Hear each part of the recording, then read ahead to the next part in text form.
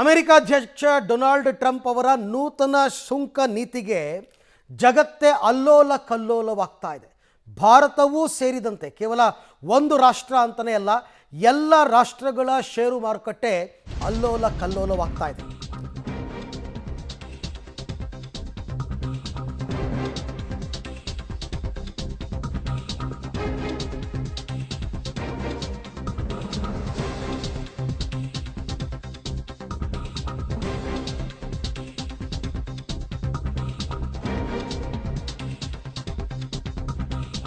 America ಅಧ್ಯಕ್ಷ Trump ಅವರ ಹೊಸ ಸುಂಕ ನೀತಿಗೆ ಜಗತ್ತು ಅಲ್ಲೋಲ ಕಲ್ಲೋಲವಾಗಿದೆ.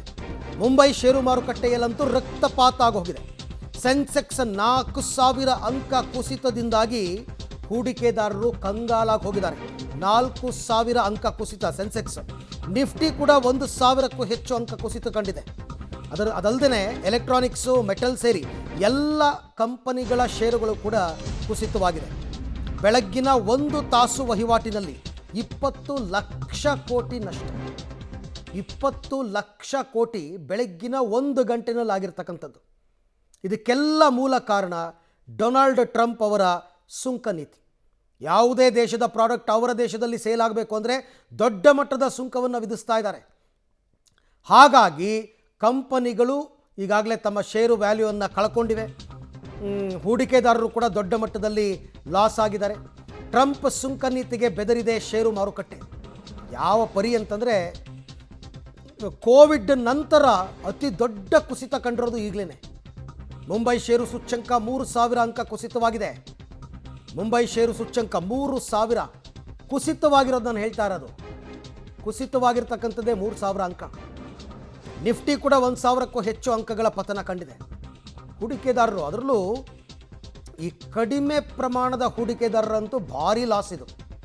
ಕೇವಲ ಒಂದೇ 1 ತಾಸಿನಲ್ಲಿ 20 ಲಕ್ಷ ಕೋಟಿ ನಷ್ಟವಾಗಿದೆ ಅಂತಂದರೆ ಎಷ್ಟು ಕಳ್ಕೊಂಡಿರಬೇಕು ಇಂಡಿವಿಜುವಲ್ ಆಗಿ ಯೋಚನೆ ಮಾಡಿ. ಕೇವಲ ಒಂದೇ 1 ತಾಸದಲ್ಲಿ 20 ಲಕ್ಷ ಕೋಟಿ ಮುಂಬೈ ಷೇರು ಮಾರುಕಟ್ಟೆಯಲ್ಲಿ ನಷ್ಟವಾಗಿದೆ.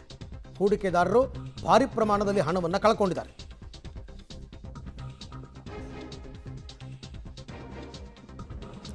ಈ ಬಗ್ಗೆ ಮಾತನಾಡೋದಕ್ಕೆ ಹೂಡಿಕೆ ತಜ್ಞರಾಗಿರ್ತಕ್ಕಂಥ ರುದ್ರಮೂರ್ತಿ ಅವರು ನಮ್ಮ ಜೊತೆ ನೇರ ಸಂಪರ್ಕದಲ್ಲಿದ್ದಾರೆ. ಸರ್ ನಮಸ್ತೆ, ಅರವಿಂದ್ ಮಾತಾಡ್ತಾ ಇದ್ದೀನಿ.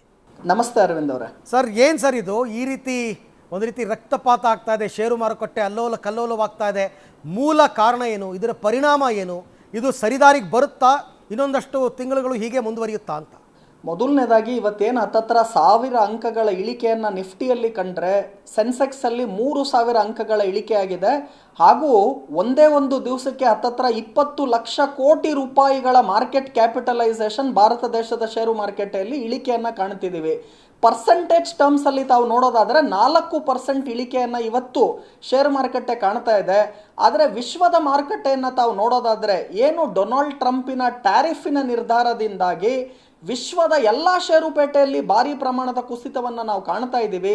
ಇಂಡಿಯಾನು ಹೊರತುಪಡಿಸಿಲ್ಲ, ಇಲ್ಲೂ ಕೂಡ ಇಳಿಕೆಯನ್ನು ಕಾಣ್ತಿದ್ದೀವಿ. ಆದರೆ ಕಂಪೇರಿಟಿವ್ಲಿ ನಾವು ಖಂಡಿತವಾಗ್ಲೂ ಸ್ಟ್ರಾಂಗ್ ಆಗಿದ್ದೀವಿ.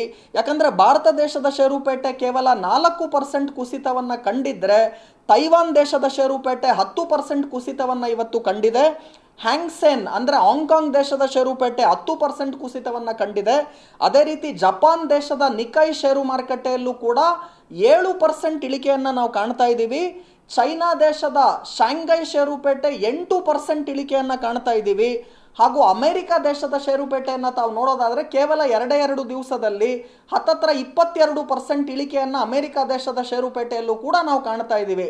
ಅಂದರೆ ಆವರೇಜ್ ಆಗಿ 8ರಿಂದ 10% ಇಳಿಕೆಯನ್ನು ಷೇರುಪೇಟೆಯಲ್ಲಿ ಎಲ್ಲ ದೇಶಗಳಲ್ಲಿ ನಾವು ಕಾಣ್ತಾ ಇದ್ದರೆ, ಭಾರತ ದೇಶದಲ್ಲಿ ಕೇವಲ 4% ಇಳಿಕೆಯನ್ನು ನಾವು ಕಾಣ್ತಾ ಇದ್ದೀವಿ.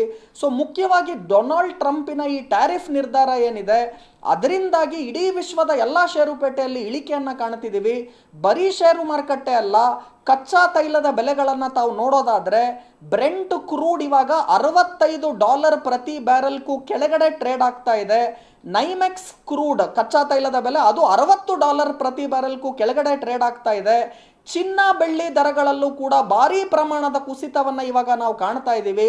ಅಂದರೆ ಸಿಂಪಲ್ ಆಗಿ ಹೇಳಬೇಕು ಅಂದರೆ, ಷೇರುಪೇಟೆ, ಕಚ್ಚಾ ತೈಲ, ಚಿನ್ನ, ಬೆಳ್ಳಿ, ಇಡೀ ವಿಶ್ವದ ಎಲ್ಲ ಅಸೆಟ್ ಕ್ಲಾಸ್ಗಳಲ್ಲಿ ಇಳಿಕೆಯನ್ನು ನಾವು ಕಾಣ್ತಾ ಇದ್ದೀವಿ.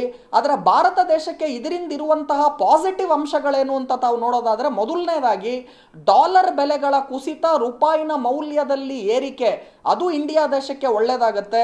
ಎರಡನೇದಾಗಿ ಕಚ್ಚಾ ತೈಲದ ಬೆಲೆಗಳು ಇವಾಗ ಏನು $65 $60 ಪ್ರತಿ ಬ್ಯಾರೆಲ್ಗೆ ಬರ್ತಾ ಇದೆ, ಅದು ಇಂಡಿಯಾಗೆ ಖಂಡಿತವಾಗ್ಲೂ ತುಂಬ ಪಾಸಿಟಿವ್ ಆಗುತ್ತೆ. ಮೂರನೇದಾಗಿ ಏನು ಇನ್ಫ್ಲೇಷನ್ ಅಥವಾ ಹಣದುಬ್ಬರ ಇದರಿಂದ ಸೃಷ್ಟಿಯಾಗುತ್ತೆ ಟ್ರಂಪಿನ ಟ್ಯಾರಿಫ್ನಿಂದ, ಬೆಲೆಗಳಲ್ಲಿ ಭಾರಿ ಪ್ರಮಾಣದ ಏರಿಕೆಯನ್ನು ಅಮೆರಿಕ ದೇಶದಲ್ಲಿ ನಾವು ಕಾಣ್ತೀವಿ. ಅಮೆರಿಕ ದೇಶದಲ್ಲಿ ರಿಸೆಷನ್ ಆಗೇ ಆಗುತ್ತೆ ಅಂತ ಇವಾಗ 60% ಚಾನ್ಸಸ್ ಇದೆ ಅಂತ ಇವತ್ತು ಬೆಳಿಗ್ಗೆ JP Morgan ಅವರು ತಿಳಿಸ್ಕೊಟ್ಟಿದ್ದಾರೆ. ಆದರೆ ನಮ್ಮ ದೇಶದಲ್ಲಿ ಇನ್ಫ್ಲೇಷನ್ ಖಂಡಿತವಾಗ್ಲೂ ಕಂಟ್ರೋಲಲ್ಲಿದೆ. ಹಣದುಬ್ಬರ ನಮ್ಮಲ್ಲಿರೋದು ಕೇವಲ 4.5%. ಇನ್ಫ್ಲೇಷನ್ ಇಲ್ಲಿ ಖಂಡಿತವಾಗ್ಲೂ ಕಂಟ್ರೋಲ್ ಇರೋದ್ರಿಂದ ಸಾಮಾನ್ಯ ಜನರಿಗೆ ಇದರಿಂದ ಭಾರಿ ಪ್ರಮಾಣದ ಹೊಡೆತ ನಾವು ಖಂಡಿತವಾಗ್ಲೂ ಕಾಣೋದಿಲ್ಲ. ರುದ್ರಮೂರ್ತಿ ಅವರೇ, ಇದು ಚೇತರಿಕೆ ಕಾಣುವಂತಹ ಸಾಧ್ಯತೆ ಇದೆಯಾ ಭಾರತೀಯ ಷೇರು ಮಾರುಕಟ್ಟೆ? ಇಲ್ಲ, ಸ್ಟ್ರೈಟ್ ಆಗಿ ಬರೀ ಇಂಡಿಯನ್ ಸ್ಟಾಕ್ ಮಾರ್ಕೆಟ್ ಬಗ್ಗೆ ನಾನು ಮಾತನಾಡಬೇಕಂದ್ರೆ ಅರವಿಂದ್ ಅವರೇ, ಇನ್ನೊಂದು 2-3 ದಿವಸ ಈ ಕುಸಿತ ಮುಂದುವರಿಯುವ ಸಾಧ್ಯತೆಗಳನ್ನು ನಾವು ನೋಡ್ಬೋದು. ಮಿಡ್ ಕ್ಯಾಪ್ ಸ್ಮಾಲ್ ಕ್ಯಾಪ್ ಕ್ಷೇತ್ರದ ಷೇರುಗಳಲ್ಲಿ ಇವಾಗ ಹೂಡಿಕೆಗಳನ್ನು ಮಾಡಬೇಡಿ. ಲಾರ್ಜ್ ಕ್ಯಾಪ್ ಸ್ಟಾಕ್ಸ್ಗಳನ್ನು, ಅದರಲ್ಲೂ ಸ್ಪೆಷಲಿ ಅಮೆರಿಕ ಮೇಲೆ ಡಿಪೆಂಡೆಂಟ್ ಆಗದಂತಹ ಷೇರುಗಳು ಕಂಪನಿಗಳಲ್ಲಿ ಇನ್ವೆಸ್ಟ್ಮೆಂಟ್ ಅನ್ನ ಮಾಡಿ. IT ಸೆಕ್ಟರನ್ನು ಸಂಪೂರ್ಣವಾಗಿ ಅವಾಯ್ಡ್ ಮಾಡಿ. ಯಾಕೆಂದರೆ 65% ರೆವಿನ್ಯೂ IT ಕಂಪನಿಗಳಿಗೆ ಬರೋದೇ ಅಮೆರಿಕ ದೇಶದಿಂದ. ಹಾಗಾಗಿ IT ಕ್ಷೇತ್ರದ ಷೇರುಗಳು Infosys, Wipro, TCS, tech Mahindra, Hexaware, HCL technology, ಈ ಥರ ಅನೇಕ ಏನು IT ಕ್ಷೇತ್ರದ ಷೇರುಗಳಿದೆ ಅದನ್ನು ಸಂಪೂರ್ಣವಾಗಿ ಅವಾಯ್ಡ್ ಮಾಡಿ. ಲೋಕಲ್ ಇಂಡಿಯಾ ಗ್ರೋತ್ ಮೇಲೆ ಡಿಪೆಂಡೆಂಟ್ ಆಗಿರುವಂತಹ ಸ್ಟಾಕ್ಸ್ಗಳಲ್ಲಿ ಇನ್ವೆಸ್ಟ್ಮೆಂಟನ್ನು ಮಾಡಿ. ಈ ಮಾರ್ಕೆಟ್ ಇಳಿಕೆಯಲ್ಲಿ ಎಲ್ಲ ಷೇರುಗಳು ಬೀಳುತ್ತೆ, ಆದರೆ ಇಂಥ ಟೈಮಲ್ಲಿ ಯಾವುದು ಒಳ್ಳೆ ಸೆಕ್ಟರ್ ಅಂತ ನಿರ್ಧಾರ ಮಾಡಿ ಇನ್ವೆಸ್ಟ್ಮೆಂಟ್ ಮಾಡಬೇಕು. ಎಸ್ಪೆಷಲಿ ಪ್ರೈವೇಟ್ ಬ್ಯಾಂಕ್ಗಳು, ICICI ಬ್ಯಾಂಕ್ ಆಗಿರ್ಬೋದು, HDFC ಬ್ಯಾಂಕ್ ಆಗಿರ್ಬೋದು, ಅದೇ ರೀತಿ ಕೋಟಕ್ ಮಹೇಂದ್ರ ಬ್ಯಾಂಕ್ ಆಗಿರ್ಬೋದು, ಈ ಪ್ರೈವೇಟ್ ಬ್ಯಾಂಕ್ಗಳಲ್ಲಿ ವ್ಯಾಲ್ಯೂಯೇಷನ್ ಕಂಫರ್ಟ್ ಇದೆ. ಹಾಗೂ ಈ ಟ್ಯಾರಿಫ್ಗಳಲ್ಲಿ ಏನೇ ಇಂಪ್ಯಾಕ್ಟ್ ಆಗೋದಿಲ್ಲ ಇರೋದ್ರಿಂದ ಈ ಸ್ಟಾಕ್ಸ್ಗಳಲ್ಲಿ ಹೂಡಿಕೆ ಮಾಡೋದು ಇಂಥ ಸಮಯದಲ್ಲಿ ಉತ್ತಮ. ಹಾಗೂ ಎಲ್ಲ ದುಡ್ಡನ್ನು ಇವಾಗಲೇ ಮಾರ್ಕೆಟ್ ಬಿದ್ದೋಯ್ತು ಅಂತ ಇವತ್ತು ಹಾಕಕ್ಕೆ ಹೋಗಬೇಡಿ.